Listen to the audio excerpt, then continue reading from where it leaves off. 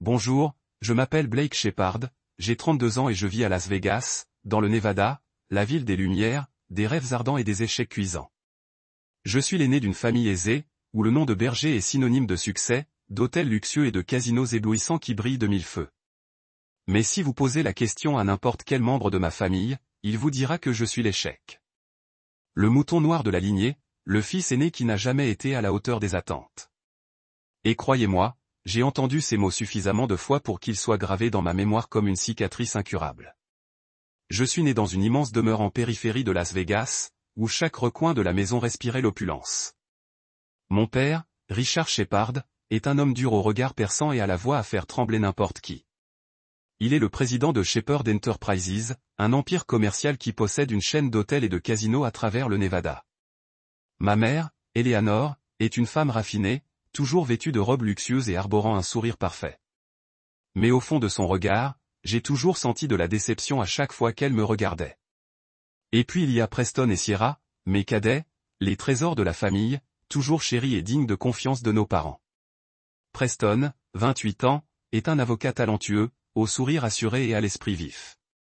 Sierra, 26 ans, est une décoratrice d'intérieur renommée, qui a signé d'importants contrats avec des hôtels 5 étoiles. Et moi? Je suis Blake, diplômé d'une prestigieuse école de commerce, mais qui n'a jamais rien accompli de valable. Dès mon plus jeune âge, j'ai ressenti le poids des attentes. En tant qu'aîné, on attendait de moi que je reprenne l'empire de mon père pour devenir une meilleure version de lui. Lors des dîners de famille tendus, mon père me disait souvent, « Blake, tu es l'avenir de la famille Shepard.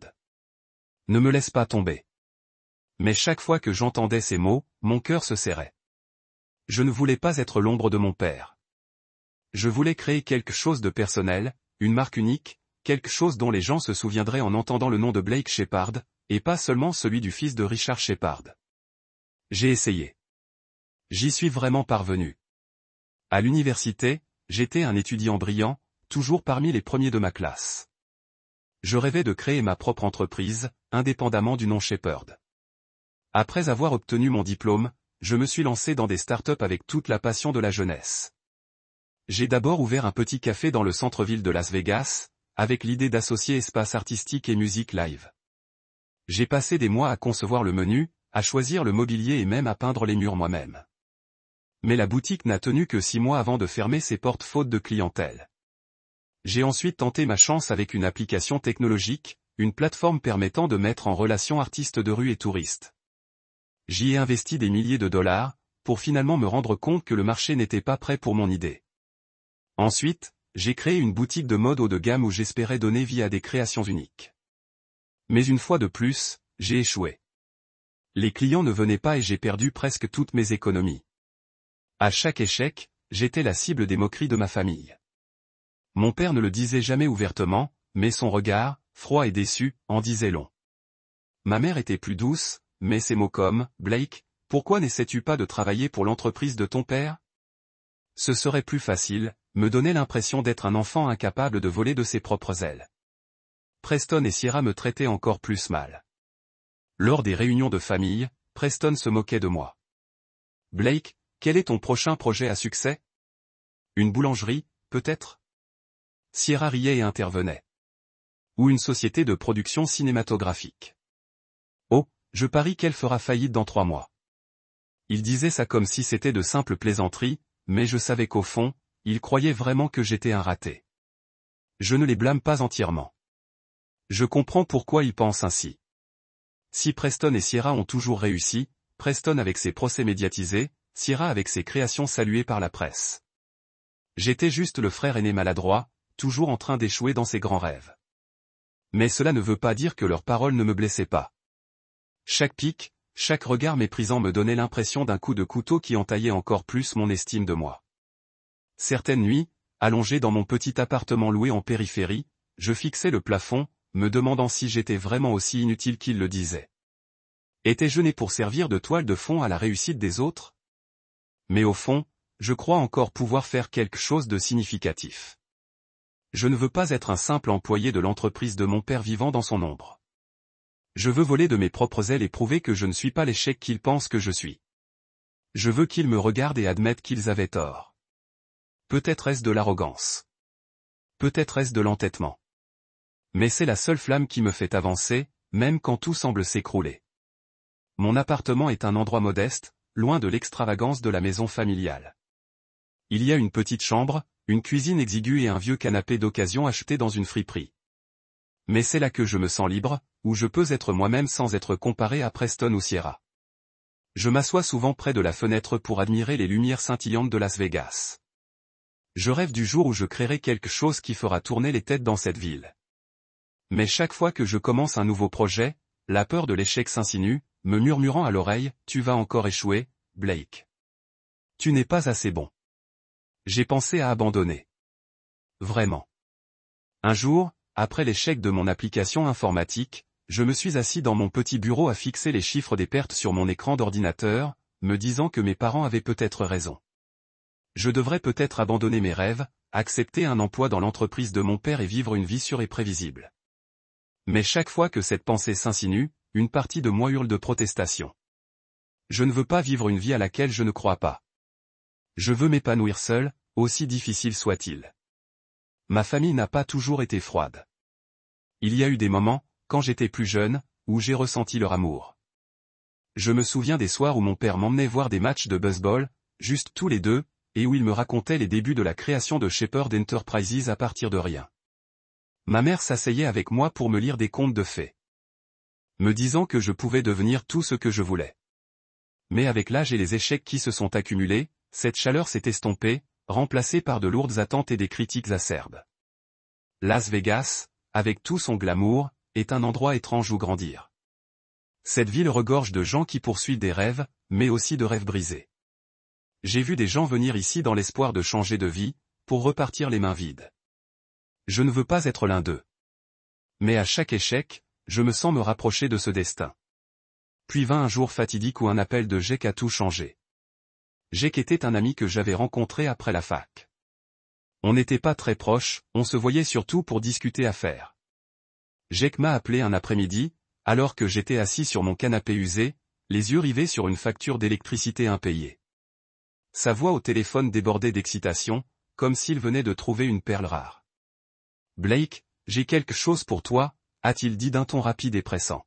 « Une vraie opportunité. »« Tu veux l'entendre » ai-je soupiré, répondant paresseusement. « Jake, si c'est encore une idée folle comme ouvrir un stand de tacos ambulant, je me barre. » Je connaissais trop bien les chimères de Jake, qui se terminaient généralement par une grosse commission pendant que je perdais de l'argent. Non, non, c'est différent. Jake a éclaté de rire. Je parle d'immobilier. Une vieille station-service en périphérie, près de la route 95. Une bouchée de pain, seulement $20 000. Vous y croyez? Une vraie affaire. Je me suis redressé, pas vraiment excité, mais curieux. Une station-service au milieu de nulle part, Jake. Qui achète une station-service abandonnée dans un endroit que même les coyotes ne prennent pas la peine de visiter? C'est bien là le problème, Blake, dit Jake d'une voix aussi douce que celle d'un vendeur chevronné. L'État prévoit de construire une nouvelle autoroute à travers cette zone. Et j'ai eu un tuyau de source interne. Un grand conglomérat immobilier lorgne l'endroit. Il prévoit d'y construire un complexe touristique, peut-être même un centre commercial. Cette station-service sera en plein milieu de tout ça. Tu l'achètes maintenant, tu la rénoves un peu et tu la revends 10 fois plus cher. Ou tu la gères toi-même et tu en fais une mine d'or. Je suis resté silencieux un instant, essayant d'assimiler l'information. Jake avait toujours le don de présenter tout comme une opportunité unique, mais je savais qu'il n'était pas entièrement digne de confiance. Jake était un courtier, mais pas le genre de courtier honnête avec qui on aurait envie de travailler. Il était grand, les cheveux plaqués en arrière, un sourire éclatant, et portait toujours des costumes bon marché taillés pour paraître plus cher qu'ils ne l'étaient. « Jake, je n'ai pas $20 000, dis-je d'une voix lasse. Mon compte est dans le rouge, et je dois encore payer le loyer de ce mois. » Alors emprunte-les, rétorqua Jake comme si c'était évident. Blake, tu es un berger. Ta famille a de l'argent. Demande à tes parents ou à tes frères et sœurs. C'est l'occasion de prouver que tu ne vas pas bien. Tu sais ce qu'on dit de toi. J'ai senti le sang me monter au visage. Jake était au courant des moqueries de ma famille, et il n'hésitait pas à les utiliser pour me pousser à bout. Ne mêle pas ma famille à ça, ai-je rétorqué. Je ne leur demande pas d'argent. Tu sais ce qu'ils pensent de moi. D'accord, apaisa Jake. Mais j'imaginais son sourire narquois. Mais écoute, Blake, je fais ça pour toi. Je pourrais vendre cette station-service à n'importe qui, mais je veux que tu aies cette opportunité. 20 000 $, c'est une aubaine. J'ai négocié avec le propriétaire pour obtenir ce prix. Ils veulent vendre vite et je te le garde. Mais tu dois te décider vite, sinon ils vendront à quelqu'un d'autre. J'ai fermé les yeux en essayant de réfléchir. Une station-service abandonnée au milieu de nulle part me semblait une idée folle. Mais les discussions de Jake sur l'autoroute et les projets immobiliers me faisaient hésiter. J'avais échoué tant de fois et l'idée d'avoir une chance de changer de vie et de prouver que je n'étais pas un raté me faisait battre le cœur. Mais 20 000 $, c'était une fortune pour moi à l'époque. Laisse-moi y réfléchir, ai-je dit. Pas le temps, Blake. A répondu Jake d'une voix de plus en plus pressante. Je suis sérieux. Quelqu'un d'autre me pose la question. Je te donne la priorité uniquement parce que nous sommes amis. Tu as 48 heures. Appelle-moi. Tu me rappelleras quand tu auras décidé. Ok. L'appel s'est terminé et je suis resté assise là, les yeux rivés sur mon téléphone. Une partie de moi voulait rappeler immédiatement et dire non. Mais une autre partie, celle qui voulait désespérément faire ses preuves, ne pouvait s'empêcher de penser à cette possibilité. Une station-service, une opportunité, une chance de me démarquer devant ma famille et de dire « j'ai réussi ». Cette nuit-là, je n'ai pas pu dormir. J'ai arpenté mon appartement, l'esprit bourdonnant de chiffres et de possibilités. Je n'avais pas 20 000 $, mais je pouvais les emprunter. J'avais quelques amis fortunés qui pouvaient me prêter l'argent d'un claquement de doigts. Mais ce qui m'a le plus fait hésiter, ce n'était pas l'argent. C'était Jake. Je savais qu'il était un beau parleur. Et ses paroles étaient difficiles à croire. Le lendemain matin, j'ai décidé d'aller voir la station-service. Jake m'a retrouvé dans un petit café avant de m'emmener sur le chantier. Quand je suis entré, il était déjà là, vêtu d'un costume gris, sirotant un café et consultant son téléphone. « Blake, tu as réussi » a-t-il dit. Il sourit et se leva pour me taper sur l'épaule. « Je savais que tu ne laisserais pas passer ça. » Sur le chemin de la station-service, Jake n'arrêtait pas de parler. Il n'arrêtait pas de parler de l'autoroute, des investisseurs qui inondaient le quartier, de la façon dont cette station-service serait un diamant brut que je pourrais transformer en or. Mais à notre arrivée, mon cœur s'est serré. La station-service était située sur une route poussiéreuse, loin du centre-ville de Las Vegas. Elle ressemblait à une ruine. Les pompes étaient rouillées. Les vitrines de la supérette étaient brisées. Et le toit semblait sur le point de s'effondrer sous un coup de vent violent. Les mauvaises herbes poussaient tout autour. Et une vieille enseigne, étoile du désert, était suspendue de façon précaire. Ses lettres étaient presque effacées. Ce n'était pas un diamant brut. C'était un tas de ferraille. « Jake, tu te moques de moi ?» Je me suis tourné vers lui en essayant de garder une voix calme. « Ça vaut 20 000 $. Jake a ri, mais j'ai remarqué que son regard se détournait. « Blake, il faut voir les choses en grand. N'est-ce pas? Tu vois le potentiel? Quand l'autoroute ouvrira, cet endroit sera au centre de tout. Il te suffira d'investir un peu pour le remettre en état, et tu auras une mine d'or. » Jake, sois honnête, insistai-je. Tu es sûr que c'est une affaire? Ou tu essaies juste de toucher une commission? Il se serra la poitrine, l'air offensé. Blake, tu me prends pour ce genre de personne? Je suis ton ami. Je fais ça pour toi. 20 000, c'est le prix que j'ai négocié à la baisse, au lieu de 30 000. Le propriétaire veut vendre vite, et je me suis battu pour que tu gardes ce prix. J'aurais voulu le croire, mais quelque chose clochait. Sa façon de parler trop vite, sa façon d'éviter mon regard, tout cela me mettait mal à l'aise. Mais j'ai pensé à ma famille, à leur moquerie, au regard déçu de mon père. J'ai repensé à tous mes échecs. Et cette opportunité, aussi folle soit-elle, pourrait être le pari qui me permettrait de gagner gros et de faire mes preuves. Il m'a fallu 2 jours pour réunir l'argent. J'ai emprunté à un vieux, j'ai aussi contracté un prêt sur mon appartement. Finalement, j'ai eu les 20 000 $. J'ai appelé Jake et je lui ai dit que j'achèterais. Génial! Jake m'a applaudi au téléphone. Tu ne le regretteras pas, Blake. C'est un tournant pour toi. La vente s'est conclue rapidement. Jake m'a emmené chez un avocat spécialisé en immobilier, qui a semblé pressé et a posé peu de questions. J'ai signé les papiers, remis l'argent et reçu les clés de la station-service. En les tenant dans ma main, j'ai ressenti un étrange mélange d'excitation et de peur. C'était la première fois que je possédais quelque chose de entièrement à moi. Mais la joie n'a pas duré. Lorsque j'ai annoncé ma décision à ma famille lors d'un rare dîner de famille auquel j'ai été contraint d'assister, leurs réactions ont été exactement celles que j'attendais. Mon père a laissé échapper un rire moqueur. Une station-service abandonnée? Blake? Tu es sérieux? Dans quoi as-tu investi cette fois-ci? Ma mère a essayé d'être plus douce, mais sa voix trahissait sa déception. Blake, tu devrais travailler pour l'entreprise de ton père.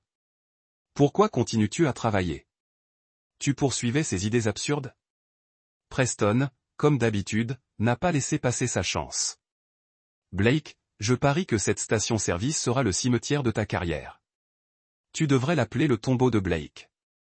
Sierra rigola, ajoutant, je te ferai une enseigne gratuitement.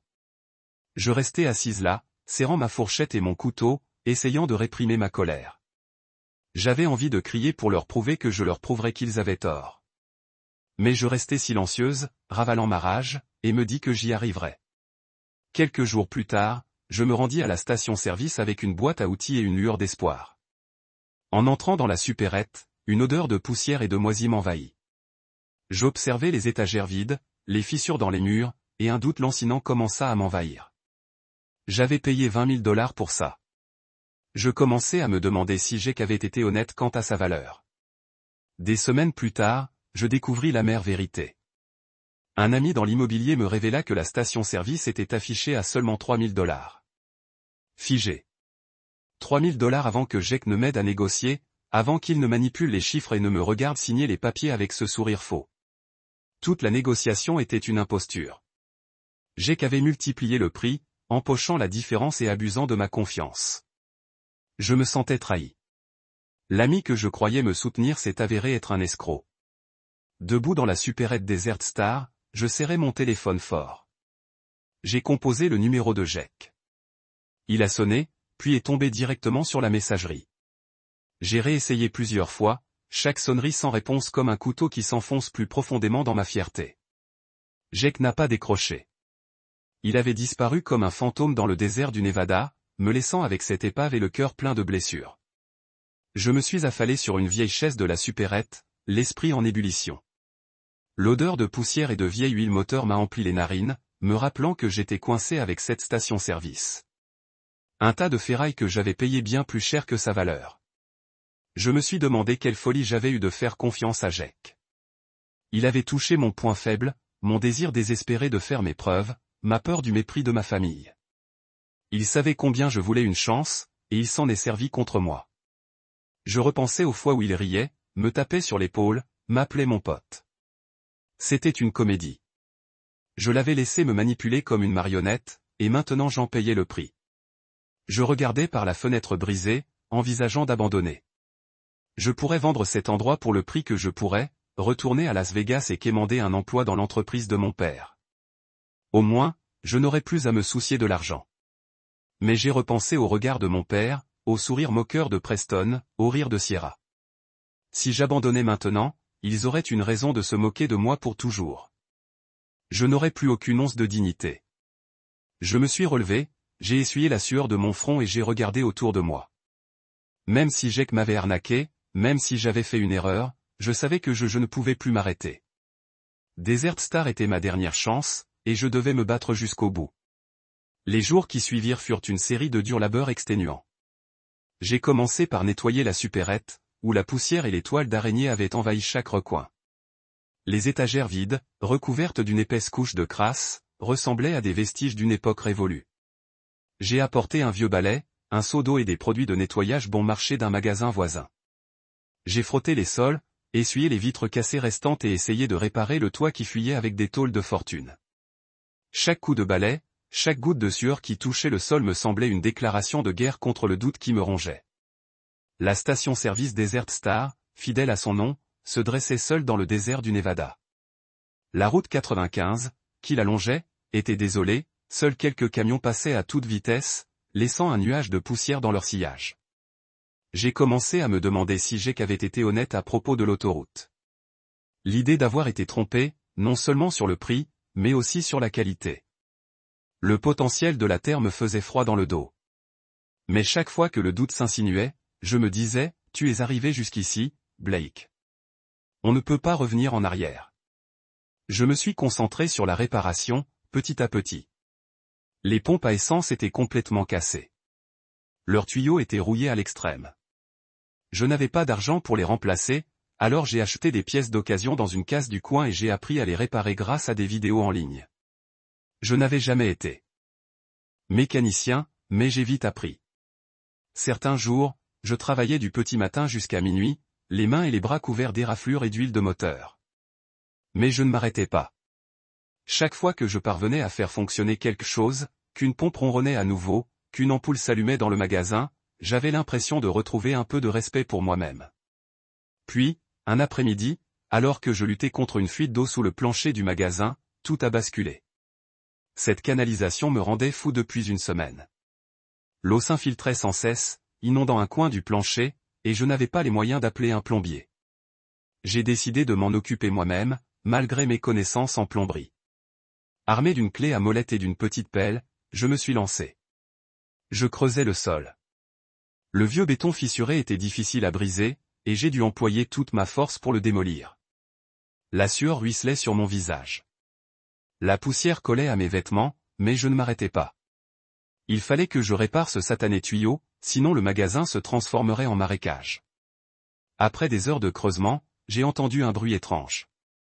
Pas le craquement du béton, mais un bruit sec, comme si j'avais heurté quelque chose de solide. J'ai arrêté de halter et j'ai baissé les yeux. Sous le béton brisé, j'ai vu un panneau de bois, vieux et noirci, contrairement au reste du sol.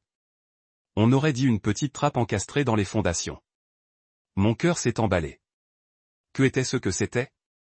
Une trappe? Un espace de rangement secret ou juste un morceau de bois inutile oublié sous le plancher? Je me suis agenouillé, balayant la poussière et les débris avec mes mains. Le bois était fixé avec des clous rouillés, desserrés par des années de négligence. J'ai attrapé ma clé à molette et les ai retirés un par un, mon cœur battant comme s'il essayait de sortir de ma poitrine. Quand je soulevai le dernier morceau de bois et vis un vide obscur en contrebas, un passage profond et froid, menant aux ténèbres. Une brise humide, chargée d'une odeur de vieux bois et d'une odeur de vin vieilli, me frappa le visage. J'alluma la lampe torche de mon téléphone, dont le faible faisceau éclaira un escalier de bois branlant qui semblait prêt à s'effondrer au moindre contact. Je restai là, hésitant. Une partie de moi voulait recouvrir le panneau, finir de réparer le tuyau et oublier tout ça. Mais une autre partie, la curieuse, la assoiffée d'imprévu, me pressait de descendre. L'escalier craquait sous chaque marche, et je m'accrochais à la rampe en bois pour ne pas tomber. Arrivé en bas, je levai ma lampe torche et ce que je vis me figea net. La cave n'était pas grande, peut-être 18 mètres carrés, mais elle était remplie de caisses en bois et de vieilles étagères en fer sur lesquelles reposaient des centaines de bouteilles de vin couvertes de poussière et de toiles d'araignée. Certaines bouteilles étaient posées horizontalement sur les étagères. D'autres étaient empilées dans de grandes caisses en bois, comme si quelqu'un les avait soigneusement rangées. Je les avais entreposées ici, puis oubliées. Les étiquettes des bouteilles étaient décolorées, mais j'en distinguais encore quelques-unes. L'encre ancienne et tachée laissait deviner des noms prestigieux. Château Pétrudome Perrin le fit Rothschild. Mon cœur battait plus vite lorsque le faisceau de la lampe de poche balayait les bouteilles. Chacune disposée avec soin, tel un trésor. Cette cave n'était pas un lieu de stockage de bric-à-brac. C'était un coffre-fort oublié, enfoui sous la poussière du temps. J'avançais lentement, comme si je craignais qu'un seul mouvement brusque ne brise quelque chose de précieux. Je m'agenouillai, pris une bouteille et essuyai soigneusement la poussière de son étiquette. Sous la faible lueur de ma lampe de poche, je vis l'inscription Château Pétru 1921. Je n'étais pas un expert en vin, mais j'en savais assez pour comprendre que ce n'était pas un vin ordinaire. Je reposai la bouteille en tremblant. Qu'est-ce que c'était? Comment une telle réserve de vin pouvait-elle être cachée sous le sol d'une station-service abandonnée au milieu du désert du Nevada? Je balayai ma lampe de poche. La cave comptait des centaines de bouteilles, sans parler des grandes caisses en bois empilées dans un coin. Certaines portaient des inscriptions gravées, mais je ne les distinguais pas dans la pénombre. J'avais l'impression d'être tombé sur un mystère, une histoire enfouie depuis longtemps. Je m'assis par terre, essayant de mettre de l'ordre dans mes pensées. Cette station-service était abandonnée depuis des décennies, bien avant que Jack ne me persuade de l'acheter. Peut-être était-elle tombée dans l'oubli depuis la prohibition des années 1920, lorsque la production et la vente d'alcool furent interdites. J'avais lu des articles sur cette époque. Des contrebandiers menaient des opérations secrètes, cachant du vin et des spiritueux chez des vendeurs clandestins pour échapper à la police. Était-ce une de ces cachettes? Un endroit où les contrebandiers cachaient des vins de qualité supérieure pour ne jamais revenir, pour une raison inconnue? Je me levai, déterminé à enquêter davantage. Je sortis une caisse en bois, entendant le bois craquer sous son poids. À l'intérieur se trouvaient d'autres bouteilles, certaines encore scellées à la cire rouge comme si elles avaient été mises en bouteille la veille. J'en pris une autre, cette fois. Un domino étiqueté 1928. J'avais entendu mon père parler des ventes aux enchères à Las Vegas où les collectionneurs payaient des centaines de milliers de dollars pour une seule bouteille rare. Si chaque bouteille de ce vendeur valait autant, la réserve entière pourrait valoir des dizaines de millions. Mais alors même que cette pensée me traversait l'esprit, un vague de doute me ramena à la réalité. J'étais Blake Shepard, l'échec, celui qui trébuchait toujours quand l'occasion se présentait. Était-ce une illusion de plus? Ces bouteilles avaient-elles vraiment de la valeur? Ou n'étaient-elles que des contrefaçons, abandonnées parce qu'elles ne valaient rien? Je ne connaissais pas assez le vin pour juger par moi-même, et l'idée de me faire des illusions me fit froid dans le dos. Mais je ne pouvais écarter cette possibilité. Je remontai les escaliers jusqu'à l'épicerie et sortis un vieux carnet de ma trousse à outils. Je commençai à prendre des notes, à compter les bouteilles et les caisses, et à noter les étiquettes que je pouvais lire. Ma main tremblait en écrivant, non pas à cause du froid, mais d'un mélange d'excitation et de peur. Je ne savais pas quoi écrire. Je ne savais pas quoi faire ensuite, mais je savais qu'il me fallait quelqu'un de bien informé pour le vérifier. Ce soir-là, j'ai rapporté quelques bouteilles à mon appartement, les déposant soigneusement sur la table de la cuisine comme des pierres précieuses. J'ai ouvert mon ordinateur portable et commencé à faire des recherches sur les vins millésimés, la prohibition et la valeur de bouteilles comme le Château Pétru et le Dom Perrin. Ce que j'ai trouvé m'a laissé perplexe. Un Château Pétru 1921 avait été vendu 150 000 $ aux enchères à New York. Un Dom Perrin 1928, intact, pouvait facilement atteindre 80 000 $. Et il ne s'agissait pas d'une ou deux bouteilles. J'en avais des centaines, voire des milliers, dans cette cave. Si même une fraction d'entre elles était authentique, le stock pouvait valoir des dizaines de millions. Je restais assis là, les yeux rivés sur l'écran d'ordinateur, avec l'impression que le monde tournait autour de moi. C'était l'opportunité que j'avais attendue toute ma vie. Un miracle inimaginable. Mais malgré l'excitation, une nouvelle peur s'est insinuée. Étais-je capable d'en tirer profit, ou allais-je encore échouer comme à chaque fois? Avant? J'ai fermé l'ordinateur, me suis levé et arpenté mon appartement exigu. Il me fallait un plan. Je ne pouvais pas simplement apporter ces bouteilles à une vente aux enchères sans savoir si elles étaient authentiques. Il me fallait trouver un expert, mais comment contacter quelqu'un sans révéler ce secret? J'avais retenu la leçon de Jack. Une confiance aveugle pouvait me coûter cher. J'ai décidé de garder le secret, du moins jusqu'à ce que je sache à quoi j'avais affaire. Le lendemain matin, je suis retourné à Desert Star avec un état d'esprit complètement différent. La cave n'était plus seulement un espace humide et délabré. C'était un trésor potentiel, une chance de changer de vie. J'ai passé la journée entière dans la cave, inspectant chaque bouteille, chaque caisse. Certaines étaient cassées, leur contenu avait séché depuis longtemps, mais la plupart étaient intacts. Leur seau de cire rouge était encore solide. En examinant une caisse dans un coin de la cave, j'ai trouvé autre chose. Un petit carnet, dont la couverture en cuir pourrissait, coincé entre deux caisses. Je l'ai ouvert avec précaution, les pages jaunies et fragiles menaçant de se déchirer. À l'intérieur se trouvaient des notes manuscrites détaillant les transactions. Date, quantité de bouteilles et liste des destinataires. J'ai réalisé que cette station-service avait probablement été, il y a longtemps, la plaque tournante d'un réseau de contrebande. J'imaginais des hommes en long manteau conduisant de vieux camions au cœur de la nuit, cachant des bouteilles sous le plancher et entreposant des caisses dans cette cave en ruine. Desert Star n'était pas seulement une station-service. C'était un morceau d'histoire, un fragment d'une époque chaotique et mystérieuse. J'ai décidé de contacter un expert en vin, mais discrètement. J'ai fait des recherches en ligne et j'ai contacté une maison de vente aux enchères de Las Vegas spécialisée dans les vins millésimés.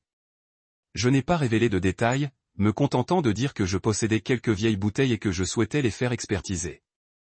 L'homme au téléphone, d'une voix grave et professionnelle, a accepté de me rencontrer dans quelques jours, mais m'a demandé d'apporter quelques bouteilles à son bureau. J'ai hésité. Sortir les bouteilles de la cave risquait d'être exposé, mais je n'avais pas le choix. J'avais besoin de certitude. J'ai sélectionné 3 bouteilles, un Château Pétru 1921, un Dom Perrin 1928 et un autre avec une étiquette manuscrite, soigneusement sélectionnée. Je les ai emballées dans une petite boîte en bois trouvée à la cave. En sortant de la station-service, j'avais l'impression de transporter une bombe. Chaque fois que ma voiture heurtait un nid de poule sur la route 95, je sursautais, terrifié à l'idée que les bouteilles se brisent. Je conduisais lentement, les yeux rivés sur la route, le cœur battant. La rencontre avec l'expert en vin eut lieu un mardi matin dans les bureaux d'une maison de vente aux enchères du centre-ville de Las Vegas. Je suis entré, serrant fermement la boîte en bois, avec l'impression que tous les regards étaient braqués sur moi. L'homme que j'ai rencontré, Monsieur Henry Caldwell, était un expert en vin réputé, aux cheveux argentés et aux lunettes à monture dorée. Son regard perçant semblait capable d'évaluer une personne entière d'un seul regard. J'ai posé la boîte sur la table, m'efforçant de garder une voix posée en expliquant que j'étais tombé sur quelques vieilles bouteilles dans une propriété que j'avais récemment achetée. Je n'ai mentionné ni Desert Star ni le vendeur. Je ne voulais pas que quiconque en sache trop. Pas encore. Monsieur Caldwell a ouvert la boîte, soulevant soigneusement chaque bouteille et examinant les étiquettes et les scellés. Sous la lumière. Son visage était impassible, mais j'ai remarqué que sa main tremblait légèrement en tenant le Château Pétru 1921. Vous dites avoir trouvé ces bouteilles dans une propriété, a-t-il demandé d'une voix basse, mais teintée de scepticisme. J'ai hoché la tête, essayant de garder une expression neutre, même si mon cœur battait la chamade. Au bout d'un moment, Monsieur Caldwell s'est assis, a retiré ses lunettes et m'a regardé. Monsieur Blake, je ne sais pas où vous avez trouvé ces bouteilles, mais je peux vous dire qu'elles sont authentiques et extrêmement rares. Un Château Pétru 1921, en bon état, pourrait facilement atteindre 150 000 $ aux enchères. Le Dom Perrin 1928 n'est pas moins impressionnant, probablement entre 80 000 $ et 100 000 $. Quant à cette étiquette manuscrite, il s'est arrêté et l'a examinée de plus près. Il faudrait que je vérifie plus avant, mais elle pourrait faire partie d'un lot spécial de l'époque de la Prohibition. Si vous possédez d'autres bouteilles comme celle-ci, tu es assis sur un trésor. J'ai senti le sang me monter à la tête comme si la terre s'écroulait. Tu dis, combien, ai-je balbutié, essayant de comprendre les chiffres. Ces 3 bouteilles à elles seules pourraient rapporter plusieurs centaines de milliers, a dit Monsieur Caldwell d'un ton aussi calme que s'il parlait de la météo. Mais si tu en as plus, comme une collection, la valeur pourrait atteindre des millions. Combien de bouteilles as-tu encore? J'ai hésité. Je voulais dire la vérité, j'avais des centaines de bouteilles, des dizaines de caisses, mais le souvenir de Jake m'a rendu prudent. Je ne suis pas sûr, ai-je répondu d'un ton vague. Il faut que je vérifie à nouveau. Mais pouvez-vous m'aider à les estimer et à les vendre? Monsieur Caldwell a souri la première fois lors de notre rencontre. Bien sûr, Monsieur Blake, mais il me faudra voir toute la collection, et nous devrons le faire correctement, vérifier, estimer et organiser une vente aux enchères. Si vous êtes d'accord, je peux contacter des collectionneurs internationaux. Ils paieront le prix fort pour des bouteilles comme celle-ci, quitter le bureau se sentant à la fois exalté et anxieux. Monsieur Caldwell a accepté de garder les informations confidentielles, mais je savais que le mot se propagerait finalement. Las Vegas est une petite ville en ce qui concerne les grandes rumeurs. Je suis retourné à Desert Star cet après-midi, j'ai vérifié le verrou à l'entrée du vendeur et j'ai commencé à planifier. J'avais besoin de sécuriser la cachette de vin, d'embaucher une équipe de sécurité et d'installer des caméras. Mais je n'avais pas l'argent pour tout ça. Pas encore. Au cours des prochaines semaines, j'ai travaillé sans relâche. J'ai contacté Monsieur Caldwell, lui apportant quelques bouteilles supplémentaires à vérifier, et il a confirmé que la plupart étaient en excellent état. Il a estimé que la valeur de la réserve pourrait atteindre 50 millions de $, sinon plus. La silhouette m'a laissé stupéfait.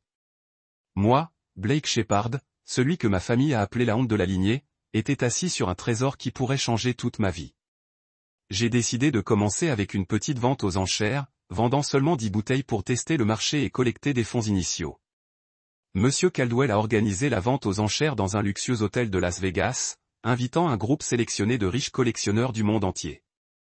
Je me tenais dans le coin de la pièce avec un costume emprunté, me sentant à sa place parmi les hommes et les femmes en tenue chère. Lorsque le château Pétru 1921 est monté sur le bloc, l'offre de départ était de $100 000. En 10 minutes, il s'est vendu $180 000. Au total, les 10 bouteilles ont rapporté plus de 1,2 million de dollars. Je pouvais à peine croire mes yeux en regardant les chiffres du contrat. Avec l'argent de la vente aux enchères, j'ai commencé à transformer Desert Star en quelque chose de plus grand. Tout d'abord, j'ai payé mes dettes, les prêts d'amis, l'hypothèque de mon appartement et la pile de factures s'accumulant dans ma petite maison. J'ai embauché une équipe de sécurité pour garder la station-service, installer des caméras et un système d'alarme pour protéger la cave. J'ai réparé le toit qui fuit, remplacé les pompes à gaz rouillées et transformé le dépanneur en un espace moderne avec un comptoir de vin haut de gamme en son centre. J'ai sélectionné quelques bouteilles du vendeur, les affichant dans des étuis en verre élégant, comme un petit musée racontait l'histoire de l'ère de l'interdiction. Chaque bouteille était un morceau d'histoire, et je voulais que les clients le ressentent. Au cours des 6 prochains mois, j'ai travaillé en étroite collaboration avec Monsieur Caldwell, organisant 3 autres enchères. Au total, j'ai gagné plus de 30 millions de dollars de ces ventes, un chiffre qui m'a laissé étourdi chaque fois que je vérifiais mon compte bancaire. Avec cet argent, j'ai acheté plus de terrain autour de Desert Star en fonction des informations sur la nouvelle autoroute que Jake avait mentionnée. Il s'est avéré, au moins qu'une partie de son histoire n'était pas un mensonge. Au début de 2023, la construction de l'autoroute a commencé et les investisseurs ont commencé à regarder la zone. J'ai commencé à rêver plus grand. Pas seulement une station-service, mais une petite station où les voyageurs pouvaient s'arrêter, profiter du bon vin et entendre l'histoire du trésor du désert. Mais alors que le désert a commencé à briller, un autre défi est apparu. Ma famille. Les nouvelles de la réserve de vin ne pouvaient pas rester cachées pour toujours. Et assez tôt, ils l'ont découvert. Leurs réactions ont été un mélange de choc, d'envie et d'une tentative tardive de s'insérer dans mon succès. Je savais qu'ils tenteraient la main, mais je ne m'attendais pas à cela se produit si rapidement, ou d'une manière qui m'a laissé à la fois le cœur brisé et furieux. Ma mère a appelé d'abord le soir pendant que je vérifiais les nouvelles pompes à gaz. Sa voix tremblait, un contraste frappant avec son sarcasme habituel. Blake, j'ai entendu parler de la réserve de vin, de la star du désert. Est-ce vrai? Avez-vous vraiment trouvé tout ça? Je me tenais dans le dépanneur, saisissant le téléphone, mentant la vieille colère refaire surface. Oui, maman, c'est vrai. Je l'ai fait. Oh, Blake, je suis si fier, a-t-elle dit. Mais je pouvais entendre la tension dans sa voix comme si elle jouait un rôle auquel elle n'était pas habituée. Votre père veut vous rencontrer. Nous devons en parler. Un trésor comme ça, vous avez besoin de soutien. Shepherd Enterprises peut vous aider à le gérer. Amenez Desert Star dans le réseau hôtelier de la famille. J'ai laissé échapper un rire sec, avoir l'impression qu'un rocher appuyait sur ma poitrine. Maman, maintenant la famille veut t'aider après que vous ayez tous appelé cette station-service le cimetière de ma carrière. Après toi, papa, Preston et Sierra se moquaient de moi à chaque fois j'ai essayé de faire quelque chose. Blake, ne dis pas ça, répondit-elle, sa voix montant comme si j'avais touché un nerf. Nous étions juste inquiets pour vous. Votre père pense que c'est une chance pour la famille de travailler ensemble. Tu ne devrais pas faire ça seul. J'ai raccroché, ne voulant pas en savoir plus. Si vous en avez besoin, nous pouvons nous asseoir et parler des investissements. J'ai lu le message, sentant le sang se précipiter sur mon visage. Chanceux? Il pensait que tout cela était de la chance. Je n'ai pas répondu, j'ai simplement supprimé le message. Sierra a appelé, sa voix aussi douce que le miel. Blake, j'entends que Desert Star est un gros problème maintenant. Je pourrais aider à repenser le magasin, à le rendre plus haut de gamme. Je connais de grands entrepreneurs, et je le ferai à prix réduit pour vous. J'ai décliné immédiatement, gardant mon ton froid. Je n'avais pas besoin de leur aide. Pas quand il est venu avec des ultiges aussi évidents. La confrontation finale a été avec mon père. Il m'a convoqué à son bureau au siège de Shepherd Enterprises, un endroit que j'avais évité comme une tempête. Quand je suis entré, il était assis derrière son bureau massif, son regard n'est plus froid, mais teinté de curiosité et de respect réticent. Blake, dit-il, sa voix basse. J'avais tort de douter de toi. Cette cachette de vin, c'est un miracle. Mais vous devez comprendre quelque chose de si grand dépasse votre capacité. Laissez Shepherd Enterprises vous aider à le gérer. Nous avons les ressources, l'expérience. Je l'ai regardé droit dans les yeux pour la première fois de ma vie, ne me sentant pas petit. Merci, papa, mais je peux le gérer. Desert Star est à moi, et je le garde ainsi. Il est devenu silencieux, hochant seulement la tête. Mais je savais qu'il n'était pas content. Pour lui, tout devait appartenir à la famille, au nom du berger. Mais cette fois, je n'étais pas le garçon qui essayait de lui plaire. J'étais Blake Shepherd, celui qui a transformé une station-service abandonnée en miracle. Et je ne laisserai personne enlever ça. Dans les mois qui ont suivi, j'ai versé tout mon cœur dans une étoile du désert en expansion. Avec plus de 30 millions de dollars des enchères de vin, j'avais assez de capital pour commencer. Mais je savais que j'avais besoin d'un partenaire stratégique pour transformer mon rêve en réalité. J'ai brièvement envisagé de travailler avec Shepherd Enterprises, l'entreprise de mon père. Mais cette pensée s'est rapidement éteinte. Mon père ne voulait pas de véritable partenariat. Il voulait que le contrôle pose la star du désert dans l'empire de la famille où je serais à nouveau une ombre sous le nom de berger. Je ne pouvais pas laisser cela se produire. Après des années à me moquer et à douter, je voulais me tenir seul pour prouver que je pourrais réussir sans compter sur ma famille. Au lieu de cela, j'ai contacté les Horizons du Nevada, une grande société immobilière et de divertissement, un concurrent direct de Shepherd Enterprises. Le Nevada Horizon était connu pour ses projets audacieux à Las Vegas, des complexes luxueux aux casinos modernes. J'ai rencontré leur PDG, Mademoiselle Carla Martinez, au milieu de 2020 dans un restaurant haut de gamme du centre-ville de Las Vegas. Mademoiselle Martinez était une femme pointue aux yeux passionnés et un sourire à la fois amical et calculant. J'ai lancé mon idée, un complexe de divertissement au Desert Star, avec un restaurant gastronomique spécialisé dans le vin, un hôtel sur le thème du désert de la boutique et un petit casino inspiré de l'ère de la prohibition. Dessin de l'histoire de ma réserve de vin. Blake, je dois dire que je suis impressionné, dit Mademoiselle Martinez, sirotant son vin.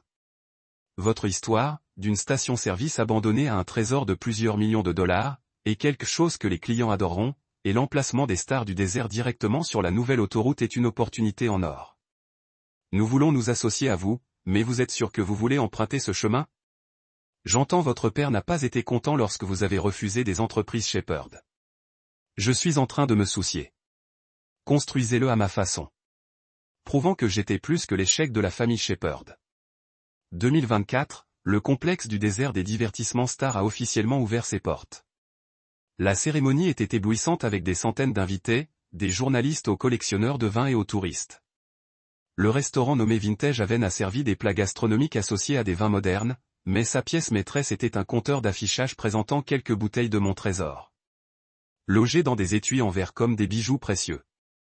L'hôtel de charme avec 50 chambres a embrassé une esthétique du désert moderne. Chaque pièce décorée de détails évoquant l'ère de la prohibition. Le Speakeasy Star Casino a été le point culminant des tables de poker et des machines à sous conçues pour ressembler à secrets speakeasies, attirant les touristes et les habitants. Desert Star est rapidement devenu une destination renommée au Nevada. Les articles l'ont salué comme le nouveau joyau du désert, et les touristes ont afflué pour prendre des photos avec le signe de la star du désert, entendre l'histoire de la cachette du vin et découvrir l'atmosphère unique que j'avais créée. J'ai embauché une équipe professionnelle, des chefs aux gestionnaires de casinos. Et pour la première fois, je me sentais non seulement comme un entrepreneur, mais un leader. Ma vie avait transformé une nouvelle page plus brillante. Je ne vivais plus dans l'appartement exigu sur le périphérie de Las Vegas. J'ai acheté une maison spacieuse dans une zone de banlieue calme avec une vue sur le désert où je pouvais m'asseoir sur le porche chaque soir, en regardant les lumières de l'étoile du désert scintiller au loin. Je ne me suis plus réveillé avec la peur de l'échec ou hanté par le regard déçu de mon père ou Preston et la moquerie de Sierra. J'ai trouvé la paix en moi, non pas à cause de l'argent ou de la renommée, mais parce que j'avais prouvé ma valeur, non pas à ma famille, mais à moi-même. Desert Star était plus qu'un complexe de divertissement. C'était un témoignage de la persévérance, de la foi et de la capacité de voir la valeur de ce que les autres négligeant. Je suis toujours resté en contact avec ma famille, mais au minimum. Je leur ai pardonné, mais je n'ai pas oublié les cicatrices qu'ils ont laissées. Mon père est resté mécontent d'avoir établi un partenariat avec les Horizons du Nevada, mais il ne pouvait faire que regarder mon succès de loin.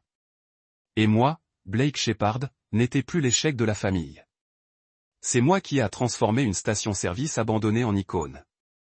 Et je continuerai à construire ma brique de rêve par brique. C'est l'histoire de ma vie. D'être appelé la honte de la lignée du berger, un échec avec des rêves brisés à l'homme qui a construit la star du désert, un complexe de divertissement éblouissant dans le désert du Nevada, un symbole de persévérance et de croyance en soi. Et si vous me demandez des conseils, je dirais ceci. Ne laissez jamais les doutes ou les moqueries vous définir. Les plus grandes opportunités peuvent provenir des endroits les plus inattendus, comme une station-service abandonnée ou une cave poussiéreuse. Croyez en vous. Saisissez ces chances et ne craignez pas l'échec car parfois ces échecs vous conduisent au trésor de votre vie. Continuez à avancer et je crois que vous réussirez sur le chemin que vous avez choisi.